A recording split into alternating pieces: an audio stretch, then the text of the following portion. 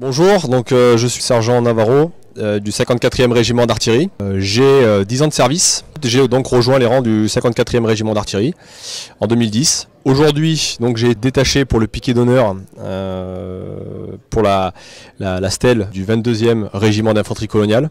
C'est un grand honneur d'être entouré d'anciens de ce régiment qui, à ce que j'ai pu entendre, a aussi été prestigieux, a mené de grandes batailles. Ces hommes qui le composent sont des mines d'expérience et c'est des gens qui sont très agréables avec qui partager beaucoup d'expérience. Je pense que les plus jeunes devraient s'inspirer de ces gens-là parce que dans une société en manque de repères total, ces gens sont là pour nous rappeler le sens du devoir, le sens du sacrifice et que les générations dont je suis issu reconnaissent ce que les anciens ont fait pour nous.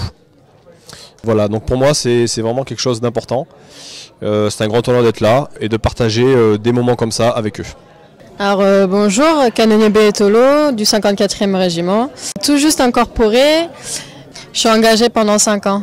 Pour moi c'est un honneur d'avoir participé à cette cérémonie avec ce que nos anciens ont vécu, ont vu. Ils font partie de notre patrimoine, c'est un grand respect et un grand exemple à suivre. Voilà, moi je m'appelle Dréan Jean-Alexandre, je suis le plus jeune du régiment en 45.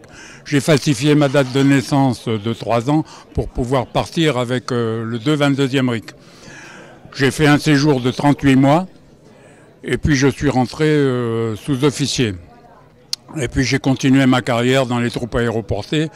Toujours comme sous-officier supérieur, et puis j'ai fait une très longue carrière, mais je veux surtout dire que j'ai une grande pensée pour mes anciens qui sont restés là-bas. En particulier le sergent-chef Turquin, le sergent-chef Quinty Charles, et puis beaucoup d'autres malheureusement, j'ai mangé les noms. Hein. Et bon, j'ai continué ma carrière, j'ai sauté en Égypte. J'ai fait pas mal d'opérations en Afrique du Nord.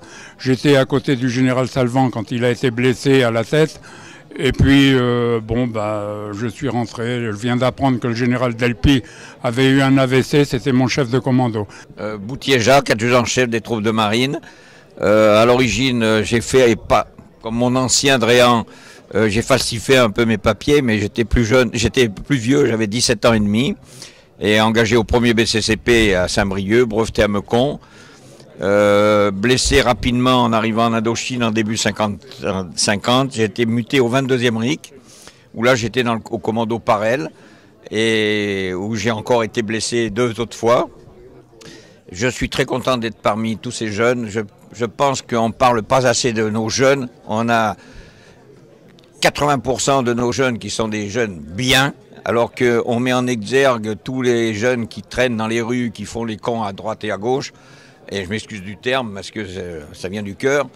Mais on a une belle jeunesse en France et il faut en parler. Et merci d'être ici avec nous et de nous accueillir comme vous le faites. Caporal-chef colonial. J'ai commencé en 1943 dans les Auvergnes. Après la libération, l'Allemagne, 2 fois l'Indochine, on a eu tant de copains, dont mon propre commandant, mort dans mes bras.